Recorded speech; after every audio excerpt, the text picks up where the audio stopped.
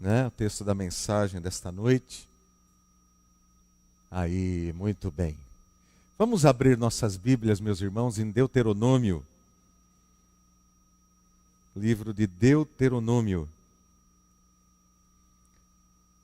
Capítulo 4. São vários versículos no capítulo 4. Eu vou lendo e citando para onde você tem que ir, tá bom? Estão todos aí, mas a gente vai ajudar os irmãos. Primeiramente, os versículos 1 e 2. Deuteronômio 4, 1 e 2. E agora, ó Israel, ouça os decretos e as leis que estou ensinando vocês a cumprir, para que vivam e tomem posse da terra que o Senhor, o seu Deus, o Deus dos seus antepassados, dá a vocês. Nada acrescentem às palavras que eu ordeno a vocês, e delas nada retirem, mas obedeçam aos mandamentos do Senhor, o seu Deus, que eu ordeno a vocês. Versículo 9. Apenas tenham cuidado, tenham muito cuidado para que vocês nunca se esqueçam das coisas que os seus olhos viram. Conservem-nas por toda a sua vida na memória. Contem-nas a seus filhos e a seus netos. Versículos 15 e 16. No dia em que o Senhor falou a vocês do meio do fogo em Horebe, vocês não viram forma alguma. Portanto, tenham muito cuidado para que não se corrompam, fazendo para si um ídolo, uma imagem de alguma forma semelhante a homem, mulher, e aí ele vai falando de outras formas que poderiam ser feitas de repente pelo povo de Deus. Versículos 23 e 24. Tenham o cuidado de não esquecer a aliança que o Senhor, o seu Deus, fez com vocês. Não façam para si ídolo algum com a forma de qualquer coisa que o Senhor, o seu Deus, proibiu. Pois o Senhor, o seu Deus, é Deus zeloso, é fogo consumidor. E versículos 39 e 40. Reconheçam isso hoje e ponham no coração que o Senhor é Deus em cima nos céus e embaixo na terra. Não há nenhum outro. Obedeçam aos seus decretos e mandamentos, que hoje eu ordeno a vocês, para que tudo vá bem com vocês e com seus descendentes, e para que vivam muito tempo na terra que o Senhor, o seu Deus, dá a vocês para sempre. Eu quero começar a mensagem com essa, não sei se dá para todo mundo ler aí, eu não consigo ler daqui, né? Então eu vou ler aí embaixo, tá bom? Eu vou ler para você. Eu recebi isso no WhatsApp, mas daí eu procurei na internet, porque às vezes você pensa assim, isso, olha aí, obrigado. Olha só, vendo com o, né, bem vendido, vendo ponto, igreja montada com 300 fiéis. Vai para cima, por favor. Isso. Oportunidade única. Vendo igreja com palco, púlpito, com som, bateria e teclado. 200 cadeiras e 300 fiel. Com bons dizimistas, estou lendo do jeito que está ali. Rendendo mais ou menos R$7.000 mês. Menos valor do aluguel imóvel de R$1.400. Tudo dependendo seu poder de persuasão. Usão bem colocado. Fotos e mais informação pelo WhatsApp. Né? Meus irmãos, isso está na internet, em Santa Catarina, Florianópolis. O que esse anúncio, ele comunica sobre Deus? Quando uma pessoa lê um anúncio desse na internet, o que esse anúncio comunica à pessoa que está lendo sobre Deus? E o que esse anúncio ele comunica sobre o povo de Deus? Você consegue tirar alguma coisa daí importante que ao olhar para esse anúncio você poderia dizer assim: Deus é maravilhoso, Deus é santo. Você poderia dizer assim: o povo de Deus é um povo santo, maravilhoso, sério, justo. Meus amados, o livro de Deuteronômio é uma repetição da lei do Senhor. Tanto da lei moral de Deus, os 10 mandamentos, quanto também das leis cerimoniais, que diziam respeito principalmente ao trabalho do povo de Deus no templo, dos sacerdotes, e tantas outras leis cerimoniais que o povo de Deus como um todo deveria observar como povo de Deus, e leis também civis que regiam o povo de Deus como nação. Então, uma repetição dessa lei do Senhor ao povo de Deus que estava para entrar na terra de Canaã. Já haviam passado os 40 anos.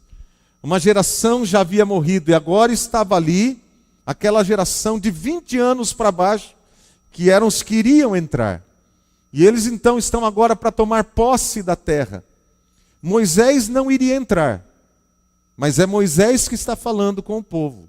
Moisés não iria entrar, ele mesmo vai falar sobre isso aqui nesse texto. Se você ler todo o capítulo, você vai ver Moisés falando, porque Moisés, no caso da rocha, quando Deus diz a ele, o povo está reclamando que não tinha água no deserto, e Moisés é orientado e ordenado por Deus a falar à rocha para que desse água. Moisés está com raiva do povo, irado contra o povo, bate na rocha. Deus é fiel, ainda que nós sejamos infiéis. Deus dá água ao povo, mas impede Moisés de entrar. Que coisa, né? Como Deus é santo, irmãos. E quando Moisés pede para Deus: Senhor, deixe-me entrar, o Senhor fala para ele: você não santificou o meu nome diante do povo. Você não santificou o meu nome diante do povo. É aquilo que nós aprendemos na palavra de Deus: a quem muito é dado, muito é exigido. Né? Muito é exigido. E Moisés era o líder, ele sabia quem é Deus. E Moisés então está ali, mesmo sabendo que não iria entrar, ele tem uma ordem de Deus, e ele deve repassar de maneira fiel aquela ordem. E o objetivo de Moisés ali era relembrar o povo quem é o Deus a quem eles servem. O que Deus fez por eles. Por que os escolheu.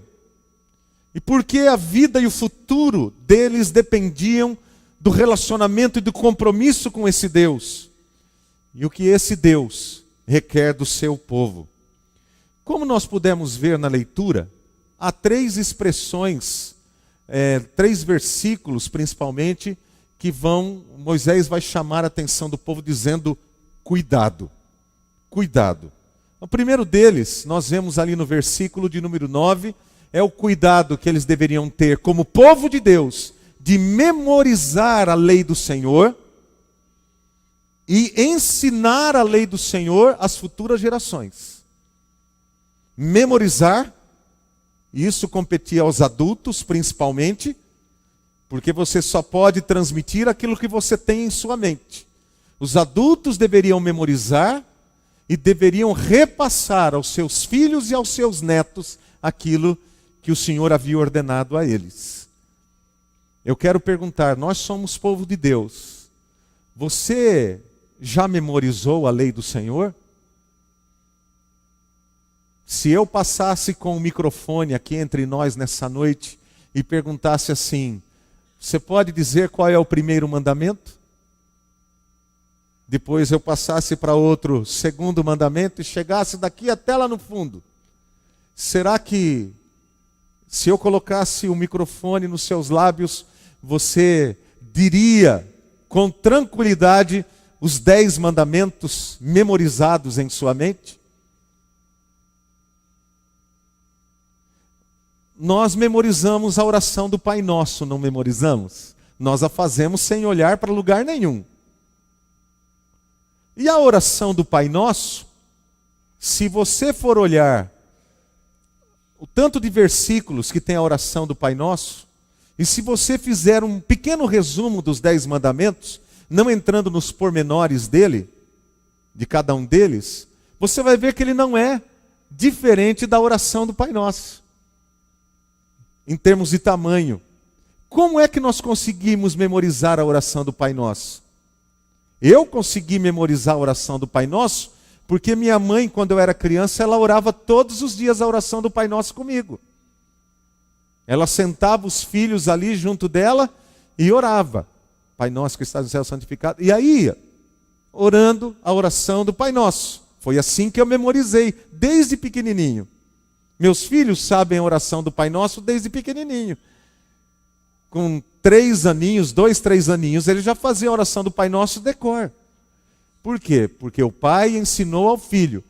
Mas o que é que a gente faz? Às vezes a gente limita a nossa própria mente e fala, eu não vou conseguir memorizar os 10 mandamentos. E aí a gente não esforça, não coloca a nossa mente na palavra de Deus.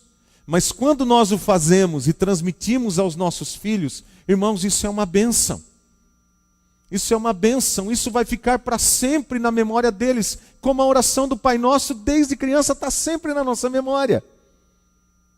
Sempre na nossa memória. Nós somos o povo de Deus. E qual é o propósito disso? Segundo o versículo 10, veja aí comigo, versículo de número 10.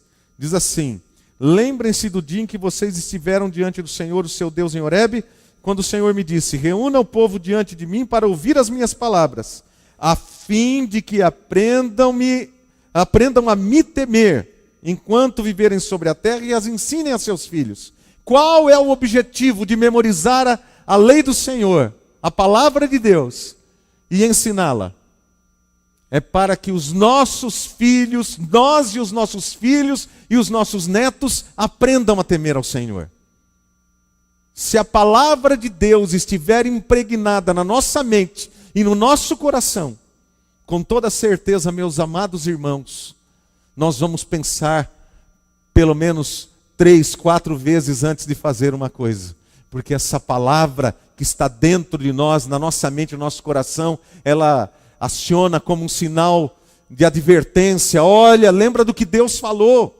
Lembra do que Deus falou. O temor do Senhor, ele não nasce do nada. Ele é gerado pela própria palavra de Deus em nossos corações. O segundo cuidado, está ali, versículos 15 e 16, que é a idolatria. Tomem cuidado com a idolatria. Tomem cuidado com a idolatria. E por quê? Versículo 20. Ele vai dizer, a vocês, porém, o Senhor tomou e tirou da fornalha de fundir ferro do Egito, para serem o povo de sua herança, como hoje se pode ver. Nós somos o povo de Deus. Nós temos um Deus. Nós conhecemos o nosso Deus. Por isso, nós não nos tornamos pessoas idólatras, porque nós tememos a Deus. E é esse temor de Deus que faz com que nós fujamos da idolatria, que nós sintamos de longe o que é idolatria. Talvez seja por isso que muitos crentes hoje, por exemplo, tenho falado sobre isso, participam de festas juninas e participam, levam os seus filhos e não vê nenhum problema. Por quê?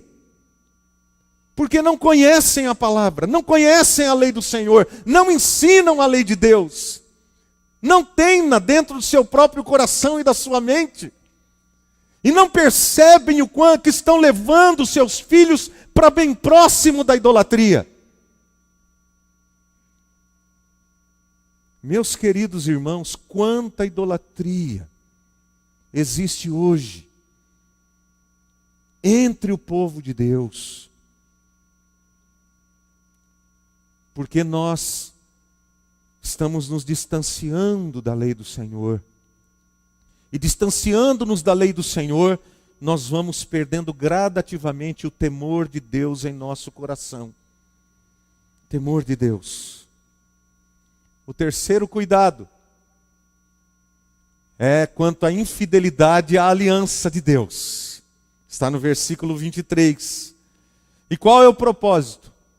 Ele vai dizer que quando nós deixamos de ensinar a lei do Senhor ao povo de Deus, e com isso nós não desenvolvemos, nós não geramos temor no coração, a consequência é que nós começamos a nos enamorar da idolatria e vamos andando muito próximo dos costumes, da cultura, dos valores daqueles que não temem a Deus. E a hora que a gente vê, nós já estamos pensando como eles, falando como eles, agindo como eles, adotando padrões de vida, adotando padrões de comportamento. Por quê? Porque nós somos nos afastando de Deus. E sabe o que é mais triste? Se você ler esse texto todo, e eu concito você a orar, a ler depois em casa, é que Deus vai falar: olha, vocês vão se esquecer de mim. Vocês vão se esquecer de mim. Seus filhos vão se esquecer de mim. Deus vai dizer aqui. Vão andar após outros deuses, vão adorar deuses de madeira, deuses de pedra, deuses de ferro. Vocês vão começar a adotar o padrão de comportamento desses povos, Deus diz aqui. E sabe o que é mais triste?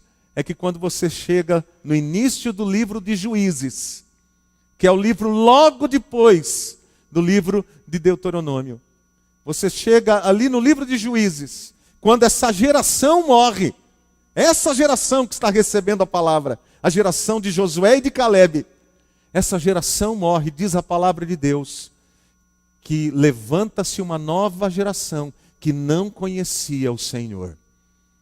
E passaram a andar após outros deuses, e adorar esses outros deuses, e a adotarem o padrão de vida, de costumes e de cultura daquelas nações que Deus havia expulsado do meio deles. Que coisa, meus amados irmãos. Deus havia dito isso a eles.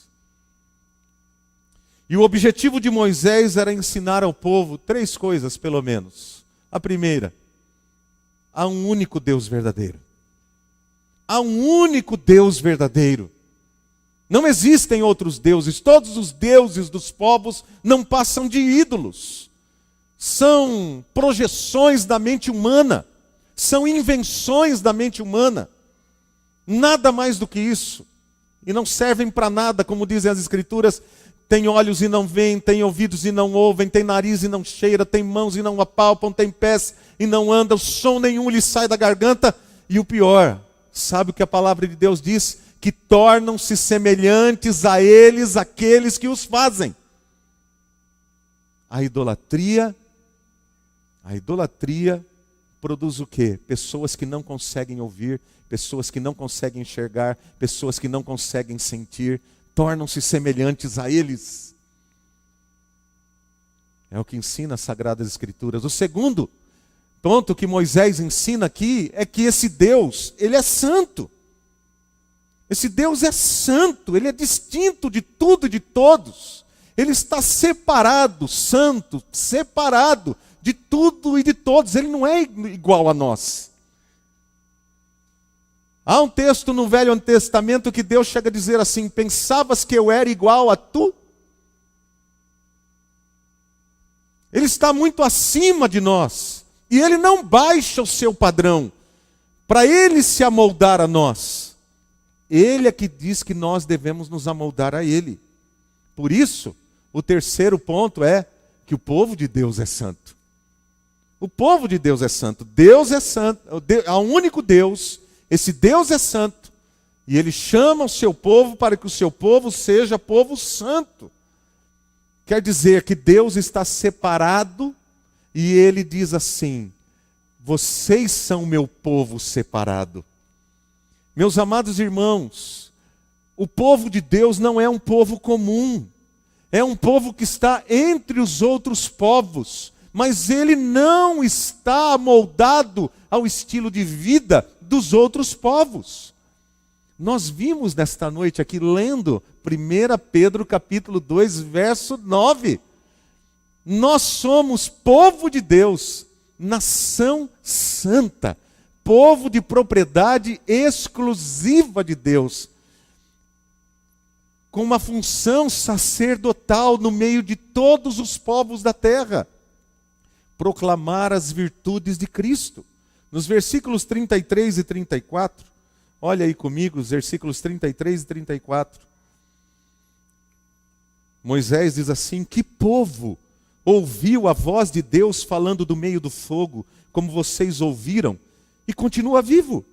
Ou que Deus decidiu tirar uma nação do meio de outra para lhe pertencer, com provas, sinais, maravilhas e lutas, com mão poderosa e braço forte, e com feitos temíveis e grandiosos, conforme tudo que o Senhor fez por vocês no Egito, como vocês viram com seus próprios olhos. Olha o que Moisés está dizendo: que povo experimentou isso? Só vocês, dentre todos os povos, tiveram essa experiência. Deus se revelou de maneira especial ao seu povo, o povo que ele escolheu para si. E no verso 37 ele diz: e porque amou os seus antepassados e escolheu a descendência deles, e foi em pessoa tirá-los do Egito com seu grande poder. Deus está dizendo isso ao seu povo: vocês são meu povo, eu sou o seu Deus. E isso deveria ser visto pelo povo de Deus, pela vida de cada filho e de cada filha de Deus, como um privilégio. O Deus único e verdadeiro, o único Deus, pessoalmente, escolheu um povo dentre todas as nações da terra. Ele escolheu um povo para ser o seu povo, e providenciou a esse povo tudo o que era necessário para a sua salvação. E não deixou esse povo sem direção, como um pai que gera um filho, que não ama esse filho, que não tem cuidado por esse filho, e deixa esse filho no mundo como órfão. Não! Deus, o único e grandioso Deus, nos escolheu, nos separou para Ele, nos salvou e nos dá direção clara para a nossa vida, orientações claras para a nossa vida, meus amados irmãos, para nós andarmos de maneira santa, piedosa, consagrada, dedicada a esse Deus, diferente dos povos que não conhecem a Deus. E eu quero falar um pouquinho mais sobre esse Deus. O verso 24, eu quero ver com vocês novamente, eu já li, mas leio novamente. A Bíblia diz que esse Deus, o Senhor, o seu Deus, é Deus zeloso e é fogo consumidor. A Bíblia Sagrada vai nos apresentar esse Deus como um Deus pessoal. Ele é um Deus pessoal. Moisés o chama no versículo 5 de o Senhor, o meu Deus. Ele não é apenas o nosso Deus, Ele é o meu Deus. Ele é um Deus que tem relacionamento comigo. Ele é um Deus que tem um relacionamento com o seu povo. Ele não é um Deus que está lá no céu, olhando simplesmente as coisas acontecerem. Ele é um Deus que veio habitar em mim. Ele é o meu Deus, Ele está comigo, Ele fala comigo, Ele age na minha vida, Ele anda comigo, onde eu vou, Ele está comigo. Ele é o meu Deus. Ele é o Deus que jamais nos abandona. Ele vai falar aqui nesse texto maravilhoso do capítulo 4, que mesmo quando esse povo estiver longe de Deus, estiver afundado na idolatria, estiver ali sofrendo as consequências de ter abandonado a Deus, trocado o verdadeiro Deus pelos deuses falsos, Ele diz que quando eles se lembrarem dEle e o buscarem de todo o coração, Ele vai ouvir as orações e Ele vai ter misericórdia e Ele vai abençoar, porque Ele é o meu Deus. Ele é o seu Deus. Ele é um Deus pessoal. Ele ouve a minha oração, Ele ouve a sua oração, Ele ouve a nossa oração. Meus amados irmãos, olhe o versículo de número 30, por favor. Diz assim: quando vocês estiverem sofrendo, e todas essas coisas tiverem acontecido com vocês, então, em dias futuros, vocês voltarão para o Senhor, o seu Deus, e lhe obedecerão, pois o Senhor, o seu Deus, é Deus misericordioso. Ele não os abandonará, nem os destruirá, nem se esquecerá da aliança que com juramento fez com seus antepassados. Glórias a Deus. Que Deus maravilhoso e fiel, meus amados irmãos. Não é Deus que é infiel. Deus jamais será infiel. Mas nós corremos o risco de sermos infiéis para com Deus. Meus amados irmãos, quando o apóstolo Paulo entrou no Areópago, lá em Atenas, e ele viu todos aqueles deuses adorados pelos gregos, aquelas imagens de escultura, os deuses gregos ali em imagens, deuses falsos, deuses projeções da mente humana, do coração humano, dos desejos humanos, todos aqueles deuses falsos. O apóstolo Paulo passou por cada um deles e chegou diante deles. Ele falou: olha, vocês são religiosos, vejo que vocês são religiosos, vocês têm vários deuses, mas nenhum desses deuses é o meu Deus. Nenhum desses deuses é o meu Deus. O meu Deus vocês não conhecem, porque eles conheciam deuses falsos, mas o Deus verdadeiro eles não conheciam. E Paulo foi lá para lhes falar do único e verdadeiro Deus, dar testemunho de sua fé. Quando os cristãos no primeiro século, eles fizeram a primeira profissão de fé registrada nas Escrituras. Cristo é o Senhor, está lá em Atos dos Apóstolos. Quando eles faziam esta afirmação, Cristo é o Senhor, e todos os outros povos diziam: não, César é o Senhor, o imperador romano é o Senhor. Quando eles diziam Cristo é o Senhor, eles estavam correndo risco de morte, e muitos morreram ao fazerem essa afirmação. Mas eles não negaram o seu relacionamento pessoal com esse Deus. Por quê? Porque eles criam de todo o seu coração nesse Deus. Quando em meio a todos os povos, a nação de Israel estava ali presente, os adoradores de Baal, os adoradores de Astarte ou Astarote, os adoradores de Moloque, os adoradores de Dagon. Israel, no meio de todos esses povos, afirmava: Yahvé é o meu Deus. E foi isso que Elias chama a atenção do povo de Deus lá no monte. Quando o povo de Deus havia se distanciado de Deus, ele vai perguntar: se Baal é Deus, serviu. Se Yahvé é Deus, serviu. Mas não fiquem com o coração dividido. Tenham comunhão com esse Deus. Então, quando eu sou cristão, e eu faço essa afirmação, eu sou um cristão, eu estou definindo de maneira clara e objetiva quem é o Senhor da minha vida. Eu estou dizendo que eu tenho um relacionamento pessoal com Cristo.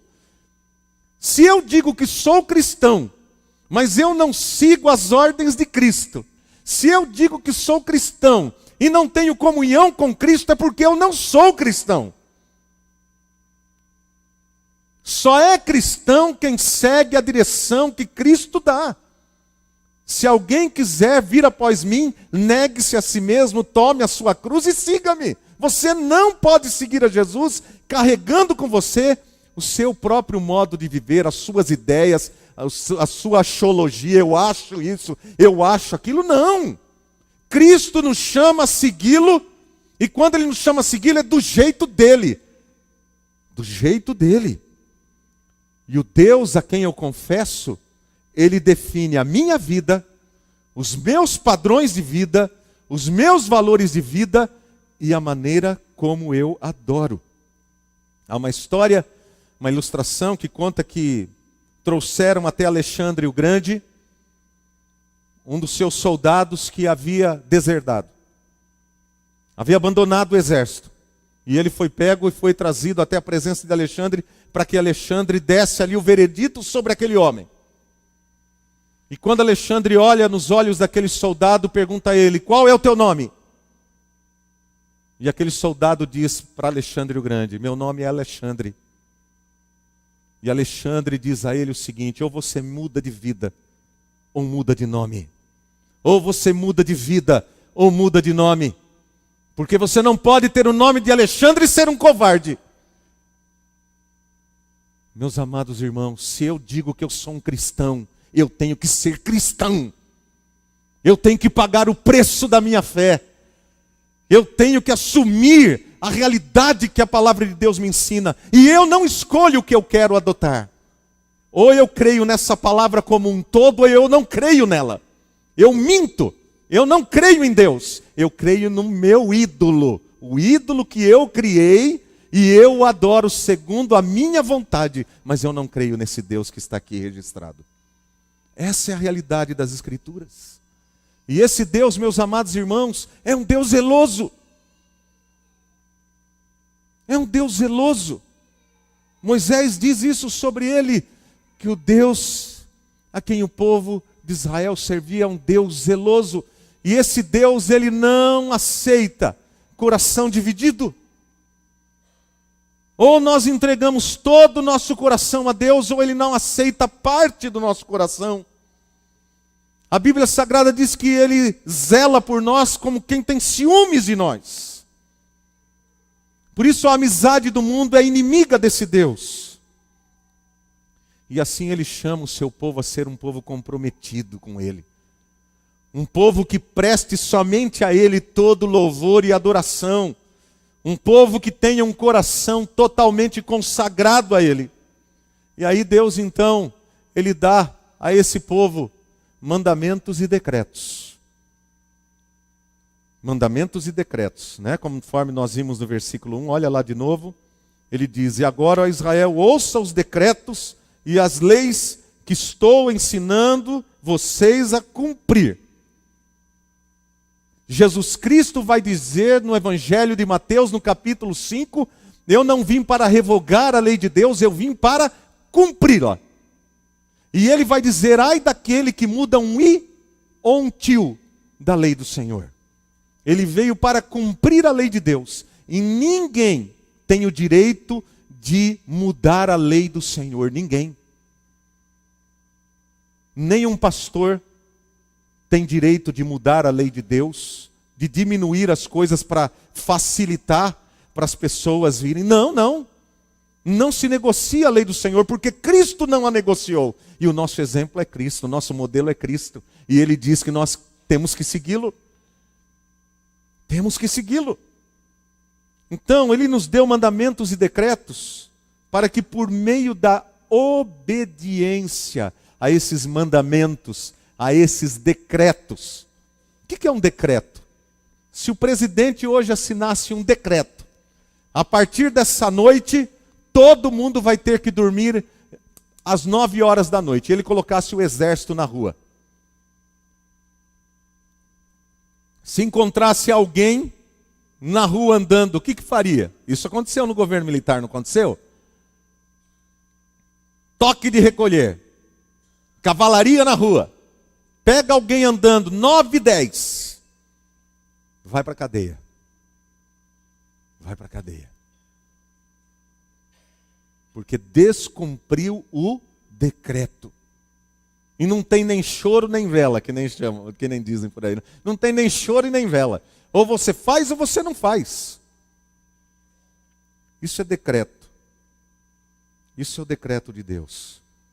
Então Deus dá ao seu povo mandamentos e decretos, não é sugestões, para que por meio da obediência a esses mandamentos e esses decretos, nós possamos educar os nossos filhos. Educar o coração e os olhos nossos, para que possamos educar também os nossos filhos,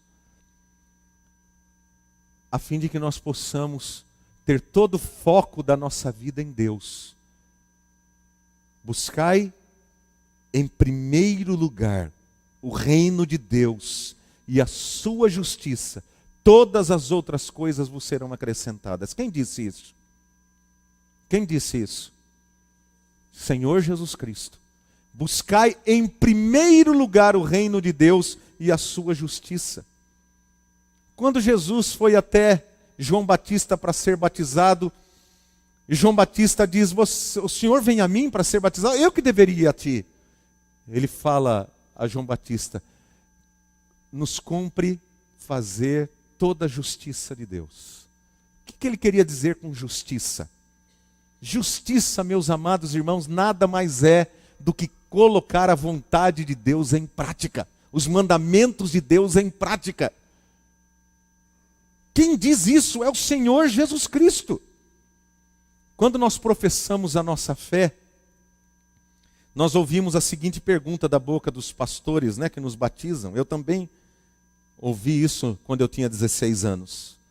A pergunta que o meu pastor me fez e a pergunta que eu faço aos irmãos quando batizo alguém aqui é: você crê que a Bíblia Sagrada é a nossa única regra de fé e de prática? Essa é a palavra, fé e prática. Você crê que a Bíblia Sagrada é a palavra de Deus, a nossa única regra de fé e de prática? Preste atenção no que essa pergunta ela diz: fé e prática. Fé, conceitos, e prática, vida. Tudo que diz respeito à prática da minha vida. Você crê nisso? A resposta, em geral, é afirmativa. Eu nunca ouvi ninguém que eu batizei na hora aqui que veio aqui meio, eu não sabia que ia fazer essa pergunta. O pastor me pegou de surpresa, então eu não creio. Não, todas as pessoas que vêm até aqui à frente para serem recebidas em pública profissão de fé, elas vêm, elas passaram primeiro por um curso para novos membros, elas chegaram ao entendimento e falaram: eu creio nisso, é com isso que eu quero me comprometer. Daí elas chegam aqui, eu faço a pergunta e elas dizem: eu creio que a Bíblia Sagrada é a minha única regra de fé e de prática. E quando nós fazemos essa afirmação revela o compromisso de obedecer somente a Cristo e sua palavra, mais ninguém. Mais ninguém. E aí vem as vozes do mundo dizendo isso, dizendo aquilo, a voz do seu pai, a voz da sua mãe, a voz do seu tio, a voz do seu amigo, a voz do seu parente, a voz de todo mundo falando o contrário. Você fala: não, eu tenho um compromisso com Cristo e com a palavra de Deus. Jesus Cristo é meu Senhor. E eu vou pagar o preço disso. E sabe o que esse Cristo e essa palavra diz? Ele diz assim: assim quer vocês comam, bebam ou façam qualquer outra coisa, façam tudo para a glória de Deus. Tudo! Tudo para a glória de Deus. Se alguma coisa eu não fizer para a glória de Deus, o que quer dizer?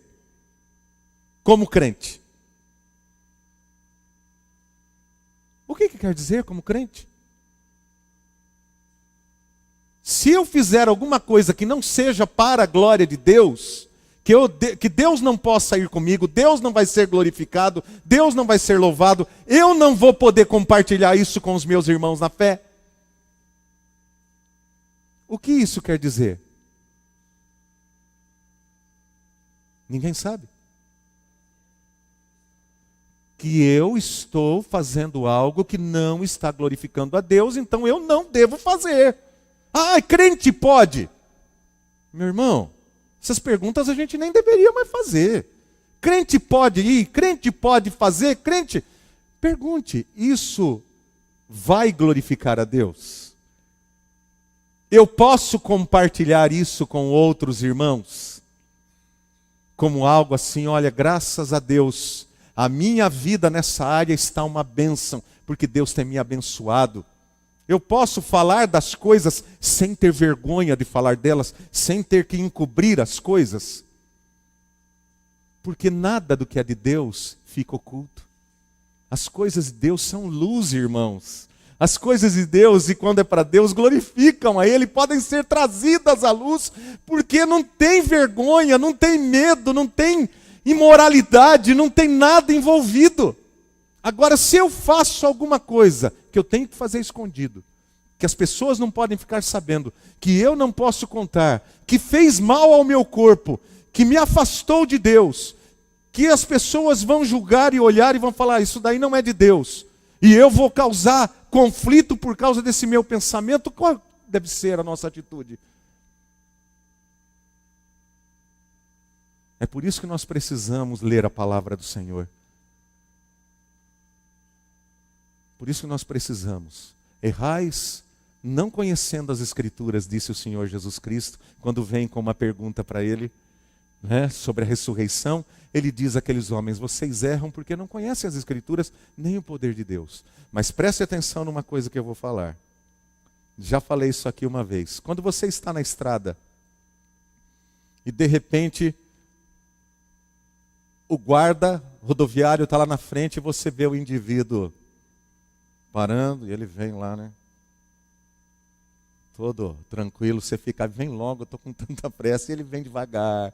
Parece que ele faz assim, agora eu vou demorar mais um pouquinho. Carteira de habilitação, senhor, documento, por favor. Ele vai lá, ele leva, vê a placa, vê tudo, né? Documento do carro e tal, daí ele vem. O senhor percebeu que não sei o quê? Ah, eu não vi não, senhor, agora nem vi a placa. Mas eu vou ter que te multar. Porque a ignorância não resolve. Essa questão da gente falar, mas eu não sabia. Eu não sabia. O guarda fala, você não sabia, então me perdoe, eu não vou te multar. Poxa, eu não sabia que você não sabia. Né? Não, você pode ir, agora você está sabendo, agora você pode ir. Se você passar aqui de novo, desse jeito, é assim que o guarda fala? Não é assim. Meus amados irmãos, Deus nos deu a sua palavra. Né? Eu tenho pelo menos, eu acho que eu tenho umas 12 Bíblias diferentes. Tem umas 12 Bíblias diferentes. Fora as iguais. Né? Você tem pelo menos uma Bíblia na sua casa, não tem? Todos têm Bíblia em casa? Todos têm. Então ninguém pode alegar, eu não sabia. Nunca ninguém me falou. Porque se eu tenho a Bíblia em casa, ninguém me impede de ler a Bíblia. Ninguém. Eu duvido que você chega lá, se os seus pais são crentes, eu não quero que você leia a Bíblia, menino. Você está proibido de ler a Bíblia aqui em casa. Eu duvido que alguém tenha esse problema em casa.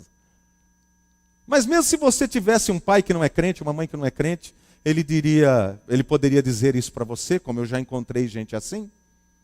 E eu já dei Bíblia minha a pessoa assim, que era filho, um era filho de um sacerdote da magia negra. Eu morava aqui, era pastor da Central, e o pai desse rapaz era de Marília. E ele me procurou na igreja. E eu dei uma outra Bíblia minha ao filho de uma sumo sacerdotisa de feitiçaria lá em Guarapuava, que também me procurou lá na igreja. Esses dois se converteram. Os dois se converteram. Um comprou um livro num sebo e começou a ler. E por causa do livro que ele comprou no sebo, Cristo falou com ele, ele entregou a vida a Jesus. E procurou a igreja central. Sentava lá no fundo. E o outro, os colegas na universidade, ele foi estudar na Unicentro, lá em Guarapuava. É Unicentro mesmo, né, João? Lá na Unicentro, lá em Guarapuava. E lá, amigos crentes falaram de Jesus para ele. E sabe o que aconteceu com os dois? Eles foram expulsos de casa. Expulsos de casa. A Bíblia que eles tinham, os pais queimaram. Os pais queimaram. E eles estavam procurando ajuda, não de dinheiro. Nenhum me pediu dinheiro. O que eles estavam procurando era ajuda espiritual. Espiritual. Então nós não temos como dizer, eu não tive tempo.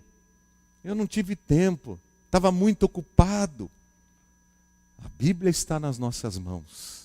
Cumpre a nós lermos a palavra de Deus. A primeira vez que eu li a Bíblia inteira, eu tinha 16 anos. Foi logo na minha conversão, eu tinha 16 anos. A minha Bíblia era inteirinha vermelha, porque eu ia lendo, ia grifando com lápis de cor vermelho. E eu via, a hora que eu vi, eu estava já colorindo a Bíblia inteira de vermelho.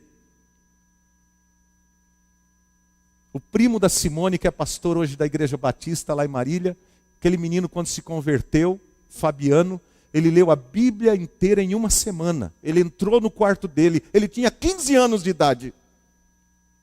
Ele só saía do quarto para almoçar e jantar. Só.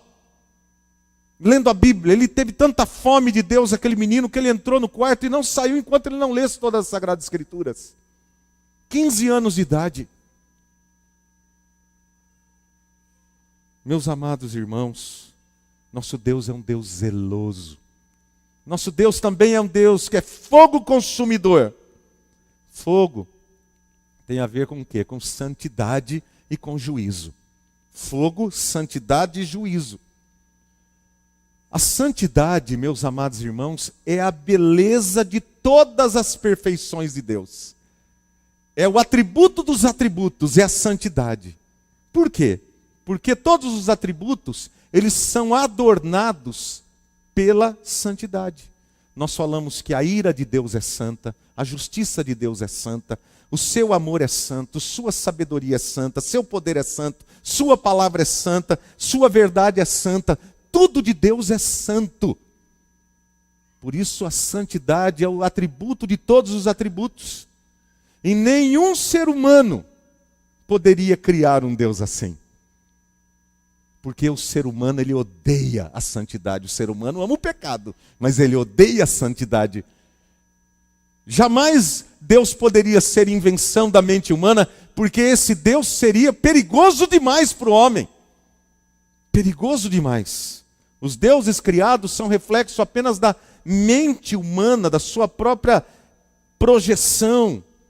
E por serem deuses fracos, cheios de caprichos, de sentimentos que expressam a natureza escrava ao pecado, às suas paixões, esse Deus jamais poderia ser um Deus criado pela mente humana.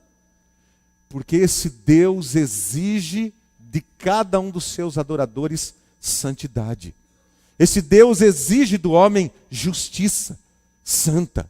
Esse Deus exige do homem amor santo. Esse Deus exige do homem verdade santa. E essas coisas o homem não quer. O homem não quer um amor santo.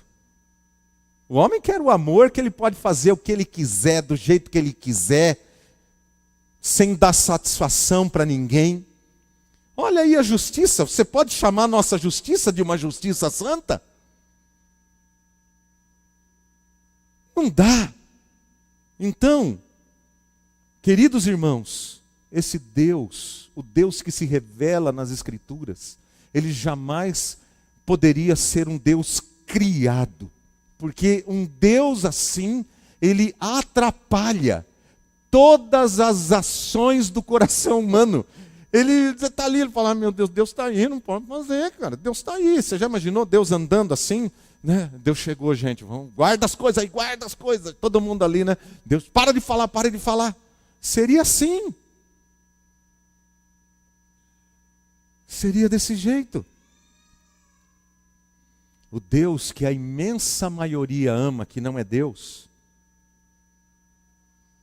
é um Deus fraco, parecido com um velhinho indulgente, é mais um Papai Noel, um bonachão, gordão, barbudão, né, sentado numa cadeira ali, aquela coisa. É um Deus que fecha os olhos ao pecado. Ele é só amor, ele é lindo, ele é amor, ele é bonzinho, ele trata todo mundo, mas ele não é santo. É um Deus tolerante, é um Deus impotente, que quando alguma coisa errada acontece, aí, que Deus é esse? Aí Deus, né? Aí as pessoas se lembram dele. Mas não é assim o Deus da Bíblia. O Deus da Bíblia, ele se revela como um Deus tão santo, que os querubins, os serafins chamam Deus de santo, santo, santo. E esse Deus, ele odeia o pecado. Por isso ele é tão combatido, por isso ele é tão odiado pelas pessoas. Por isso ele é tão perseguido. Quantas vezes já queimaram Bíblias em praça pública? Quantas vezes tem tentado tirar a Bíblia da escola, tem tentado tirar a Bíblia dos hotéis, os gideões que sabem muito bem isso, né, que estão até proibindo os gideões de entrarem em alguns hotéis já, porque onde você ia, você puxava a gaveta de qualquer criado mudo do lado da cama, você tinha um Novo Testamento ali entregue pelos gideões. Estão proibindo, porque sabem que a palavra de Deus é viva, é verdadeira, é eficaz, ela é perigosa. Não é à toa que o Denzel Washington no filme O Livro de Eli, ele está lá carregando e aquele tirano que domina a cidade quer aquele livro de todo jeito. Porque quem tem aquele livro pode dominar sobre a vida das pessoas. Pode. A Bíblia pode ser muito mal utilizada, mas não é porque ela é mal utilizada pelos homens que ela deixa de ser a palavra santa de Deus. Símbolos que façam alguma alusão à obra de Cristo têm que ser tirados em nome do Estado laico. Bonito, né? O Estado é laico. Daí a gente diz, e o Brasil é um país cristão, de um Estado laico. É uma loucura. Você não consegue entender. E daí vai ter as Olimpíadas no Brasil, eles vão pedir a bênção do Cristo Redentor. É uma loucura, não é? Tem que tirar a cruz de lá, das câmeras, mas vão todo mundo lá, os políticos, todo mundo pedir a bênção do Cristo Redentor. É uma doideira. Por quê? Porque, na realidade, aquele é um ídolo. Um ídolo criado pela mente humana que não tem nada a ver com Cristo. Diante do ídolo, eles se ajoelham, eles glorificam, eles pedem, mas não diante de Cristo, o Senhor. Olha a loucura que é, meus amados irmãos. As trevas, elas odeiam a luz. O mundo odeia Deus. Jesus Cristo disse isso em João no capítulo 15. O Deus da Bíblia, ele é tão justo que ele não pode deixar de punir o pecado. E até mesmo ao seu povo, ele declara essa verdade. Versículos 25 a 27, por favor. Versículos 25 a 27. Quando vocês tiverem filhos e netos, e já estiverem há muito tempo na terra, e se corromperem e fizerem ídolos de qualquer tipo, fazendo que o Senhor, o seu Deus, reprova, provocando a sua ira, invoco hoje o céu e a terra como testemunhas contra vocês, de que vocês serão rapidamente eliminados da terra, da qual estão tomando posse ao atravessar o Jordão. Vocês não viverão muito ali, serão totalmente destruídos. O Senhor os espalhará entre os povos, e restarão apenas alguns de vocês no meio das nações, as quais o Senhor os levará. Sabe como Cristo trata isso daqui? Ele trata disso no Sermão do Monte. Porque tem gente que vai, às vezes, dizer, mas Jesus não falou sobre isso. Se Jesus tivesse falado, eu acreditaria. Sabe como que Jesus, ele trata disso? Ele fala assim, o sal, quando perde o sabor, para nada mais presta, a não ser para ser lançado em terra e ser pisado pelos homens. Quem é o sal da terra? Quem é o sal da terra? O povo de Deus. Quando o povo de Deus deixa de influenciar, deixa de se manifestar contra o pecado, chamando a atenção para que as pessoas voltem para Deus, tenham temor de Deus em seus corações, se o povo de Deus deixar de fazer isso, a palavra de Deus, o Senhor Jesus Cristo está dizendo, como Moisés disse, como as cartas paulinas e de Pedro e de João vão dizer, o povo de Deus será humilhado na terra. O povo de Deus será humilhado na terra. Que coisa, irmãos. Sabe por quê? Deus vai dizer no Antigo Testamento e ele continua dizendo no Novo Testamento, porque o seu nome é santo. E ele há de vindicar a santidade do seu próprio nome. Se o povo de Deus, que foi chamado para ser povo santo, não santificar o nome do Senhor, Pai nosso que estás nos céus, santificado seja o teu nome. Se o povo de Deus não santificar a Deus através das suas atitudes, através do seu comportamento, através das suas escolhas, através da sua vida, Deus mesmo diz: eu vou vindicar a santidade do meu próprio nome. Mas o povo dele vai ser o primeiro povo a sofrer humilhação. O apóstolo Pedro, escrevendo sobre isso, ele diz: o juízo começa pela casa de Deus. O juízo começa pela casa de Deus. Por toda a palavra, meus amados irmãos, Deus tem se revelado de maneira muito clara que Ele é um Deus santo. E por ser santo, Ele requer que seus adoradores se aproximem dEle com profunda reverência. Profunda reverência. A palavra de Deus nos diz: aos que de mim se aproximam, santo me mostrarei. Levítico capítulo 30, versículo 3. E ele diz ainda: quando você for ao santuário de Deus, seja reverente. Eclesiastes capítulo 5. Seja reverente diante desse Deus. É o Deus santo. Santo, santo. Ele é um Deus santo e requer que nós nos amoldemos a Ele. Mas assim como é santo aquele que o chamou, sejam santos vocês também em tudo que fizerem, pois está escrito: sejam santos, porque eu sou santo. Nós devemos nos amoldar a Ele, não Ele a nós, porque Ele não é fruto da mente humana. Fruto da mente humana são os ídolos, mas o verdadeiro Deus, Ele nos criou a sua imagem e semelhança, e Ele pode exigir de nós aquilo que Ele quer. E esta é a maneira primordial, meus amados irmãos, de honrarmos a Deus.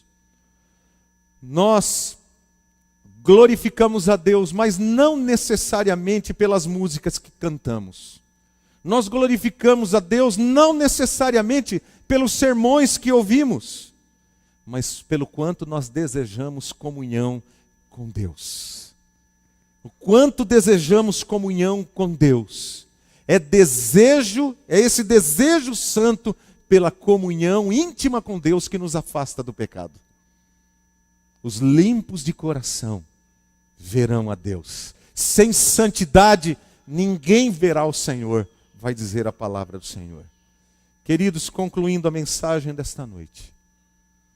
Quando Jesus Cristo veio ao mundo, Ele não veio por causa dele mesmo. Não veio. Ele não veio para satisfazer a justiça de Deus em seu próprio favor. Não veio.